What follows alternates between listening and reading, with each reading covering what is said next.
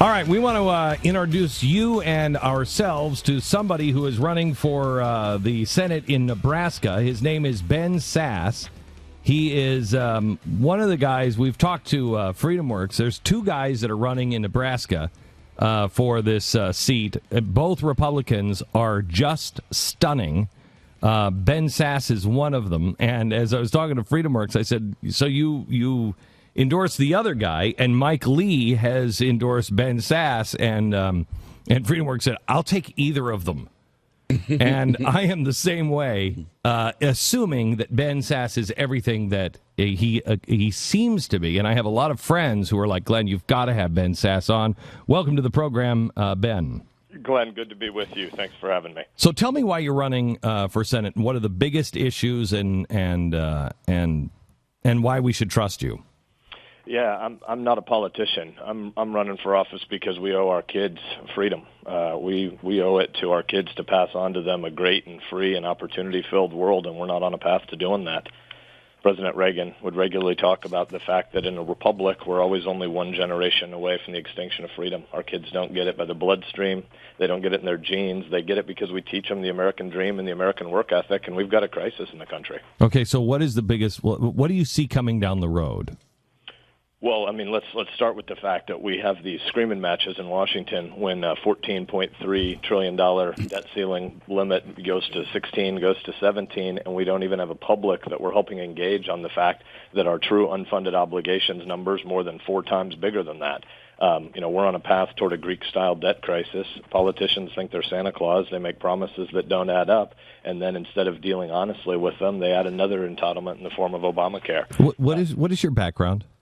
I'm a 42-year-old non-politician. Most of my background is in business turnaround projects. So I've worked for Boston Consulting Group and McKinsey and Company, and spent the last 5 years as college president in my hometown. 130-year-old Lutheran liberal arts college was going out of business, and I was blessed to be a part of a team that came in to turn it around, and we're now the fastest-growing school in the Midwest. Okay, there is a story out today that I just find remarkable, that David Stockman came out and said the Fed's moves put us into economic calamity. The Fed said it could end its stimulus program in the fall. The stock market tanked. Stockton now says we should have never painted ourselves so deep in this QE corner in the first place, because the whole policy is false. How do we get out of this? What do you agree with that? And how do we get out of that? Yeah, so I haven't seen the news of this morning particularly, but when you're on the trail with Nebraskans, our folks now talk about Obamacare not just as a failed worldview, as just not just failed legislation, but an entire failed worldview. And one component of that is you don't even have to pretend there's budget seriousness. If you pass budgets that make no sense, you can just print more money with quantitative easing round 4, 5, and 6.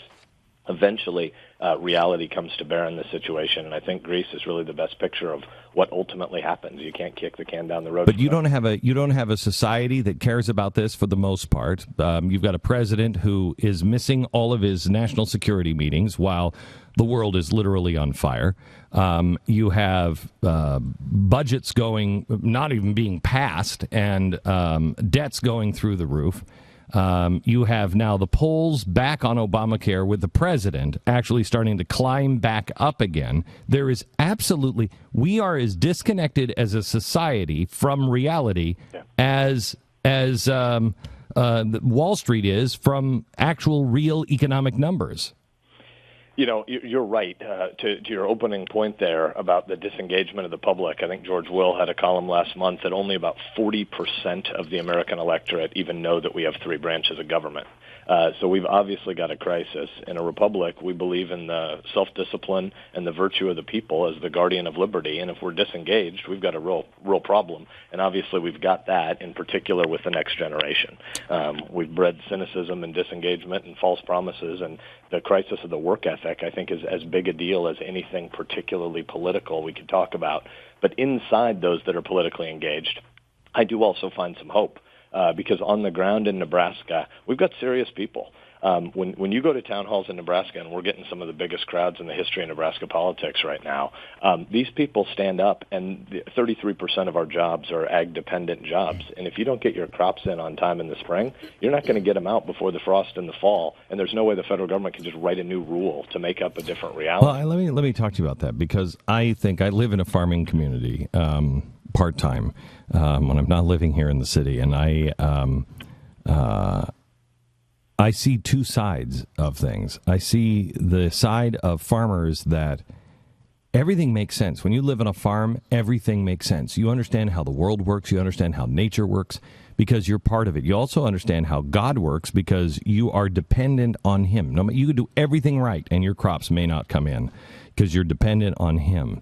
You're also dependent on one another. That being said, the other side that I see is a farming society that is dependent on subsidies. Yeah, so let's break those apart. Maybe a brief comment on the latter half, and then let's go back to the former as well. The federal government has so perverted the marketplace for different types of insurance all over the place. I mean, in healthcare, we pretend we're talking about health insurance when we're usually talking about the collectivized prepayment of mostly predictable medical expenses, where Washington gets to be the center. Mm-hmm. In an agricultural farm bill, the most recent one, 975 pages, lots and lots of slop in there. There's a $150 million subsidy for maple syrup marketing budget. I don't see where you find, from good and necessary inference in the Constitution, some way that the federal government should be helping us subsidize sweeteners for our breakfast products. It's a whole bunch of mess. But partly the mess is created by the fact that normal farming does require there to be some sort of crop insurance market, and the feds have perverted that. But I think your opening points are the right places to drill deepest. Our worldview in America has always been based on the idea that most of what defines meaning is outside of and prior to government. You know, we travel the state right now in our campaign bus. We have the 22,000 pages of implementing regs of Obamacare. And they're 9.5 feet of paper, and we have a big metal rod through it, and we anchor it in a dolly, and we put it at the front of the room at all of our town halls. And we contrast it with the Homestead Act of 1862, which is the piece of legislation that led to the settling of 270 million acres of the former Louisiana Purchase. That Homestead Act of 1862 is 2 pages long. It created a framework for ordered liberty, but it didn't think that government defined meaning. Local families and communities and worshiping communities and civil society and mediating institutions and entrepreneurs define meaning. And we need to recover that sense of America. But nobody, again, I go back to nobody wants that sense of America. I shouldn't say nobody. There's a large growing number. When the president is on Ellen today and not dealing with serious journalists, serious issues. Yesterday, he went to a movie screening in the middle of the workday while Russia was invading Ukraine. He went to a private movie screening of a Cesar Chavez movie in the White House. So nobody cares. So how do you get people to have that conversation on a national scale? Well, unfortunately, we're probably headed toward a path where crisis is what's going to focus the mind, right? I mean, William F. Buckley's old line, there's nothing that's wrong in America that a Great Depression couldn't fix.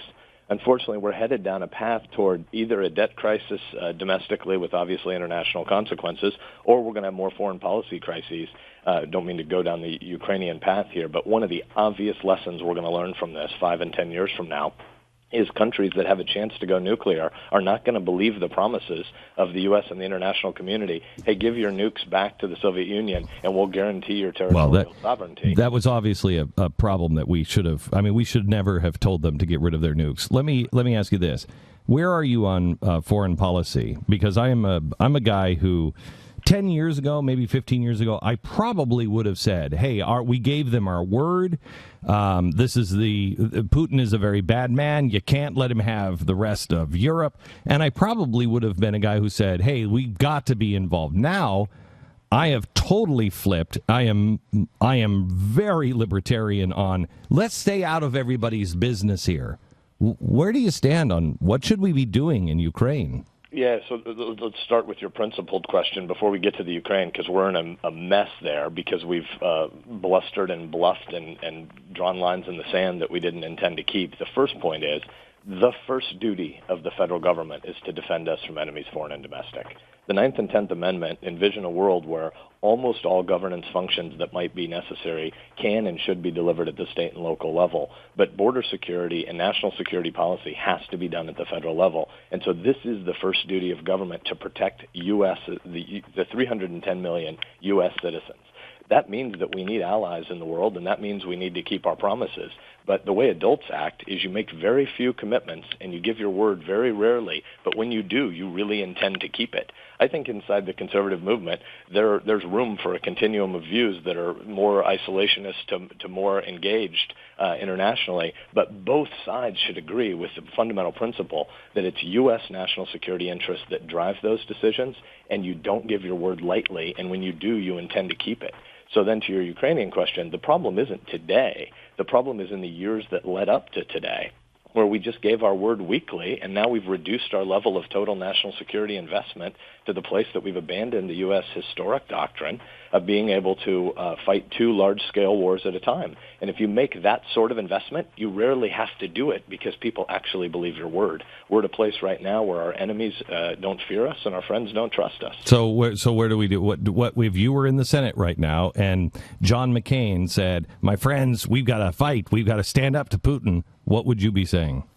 Yeah, I don't think we have the level of preparedness and investment to be able to do that. I think that the mistakes that were made were well before today when we drew lines in the sand. We promised we were going to deploy anti-ballistic missile systems in Poland and the Czech Republic, and we didn't fulfill our commitments there, and that's why Putin got what he got here. But fundamentally, this president has a naive liberal worldview that somehow thinks international aggression is out of date. We're being schooled by Putin. We're being schooled in Iran. We're being schooled in many places across the globe. And the diminution of the U.S. brand and credibility around the world is bad for us and bad for the world. Talking to Ben Sasse, he is running for Senate in Nebraska. Ben, speaking of being schooled, where do you stand on Common Core? Common Core is such a disaster. The fundamental duties of government at the national level don't ever have anything to do with trying to raise my kids. There are a lot of, I think only 9 states are like Nebraska, and being fortunate to have had a governor that has resisted Common Core. But it is a tool for driving political correctness in the future. We need to resist it. I heard in your intro you talking about FreedomWorks. Obviously, there are issues in life where FreedomWorks and I differ, but I really love the work they've done against Common Core. The war on our children and the federalization of childhood. Government can't fix most problems. But government can make them worse. And when you see problems of dependency rising up in local communities and the feds come in and try to fill that vacuum, what they actually do is they subsidize the absence of mom and dad. Common Core is a disaster. Rand Paul recently said, love that, by the way, but Rand Paul recently said something like, we're going to have to just, Republicans, in order to win, are just going to have to agree to disagree on social issues this time and just leave it alone, sort of. How do you feel about that? Yeah, I don't agree with that, but I want to give Rand something back here. So I am a social conservative on all these issues. I think that the traditional family predates government. Government doesn't create this meaning. The great verb at the beginning of the Constitution is secure. We the people come together to secure these God-given and natural and inalienable rights. Government doesn't give them to us. And the family is the core building block of society. Well, but isn't that what Rand Paul is saying? That the government has absolutely no business in anybody's business. They don't have a right to. Why do we have to get our marriage recognized by the federal government other than for tax reasons? Yeah, I was going to go exactly to where you landed there, which is when government gets as big as it is, it crowds out freedom and it crowds out local community. We're 41 years into the national tragedy that is Roe v. Wade and abortion on demand. 55 million babies have been aborted in this country in the last 4 decades. But Uncle Sam took a new and more perilous step just 2 months ago, as because of Obamacare, we now actively subsidize abortion. Yep. Obamacare is the single greatest attack on religious liberty in U.S. history. And so when government's that big, it does crowd out freedom. But one of the things I love about Rand is, as a committed Federalist, he tries to drive these issues back to the state and local level. And look what he did yesterday, going to Berkeley. conservatives need to actually win some arguments. We can't just preach to the choir. We need to go and persuade some people, and I really love the way he does outreach. I agree with you 100%. I'd love to have you back, Ben, because I'd like to hear where because you said, I disagree with FreedomWorks and things. I'd like to know some more. I see what Mike Lee likes in you and why he endorsed you, because you sound to me very much like Mike Lee. And that, I mean that as a compliment. I can hear the Constitution running through your veins, which is very, very good. But I'd like to have you back if you wouldn't mind. I'd love to. The Constitution is the American creed. We need to celebrate it. And on the FreedomWorks point, what I simply mean is I love so much of their policy. I just mean they got their endorsement wrong in this race. Okay, all right, Ben, thank you very much. I appreciate it. If you want to support, I wish there was a website or something that people... Ben for Nebraska, BENFOR Nebraska.com. Ben for Nebraska. All right, thank you very much. I appreciate it, Ben. Thanks, Glenn. You bet. Bye-bye. I'll take either of these guys. He's great. He's too. really good. And I tell you, Mike Lee doesn't just give endorsements out, neither does FreedomWorks, but they don't give it out like candy. And certainly Mike Lee doesn't. And Mike Lee is a deep, deep constitutional thinker that is a very good friend of the Constitution and a very good friend of both Rand Paul and of Ted Cruz. And I think those are the two kind of branches that you kind of go off of here. If you're minded like me, you're kind of like, well, do I go with Ted Cruz or do I go with Rand Paul? I'll take either of them. But Mike Lee and guys like this are friends to both of them.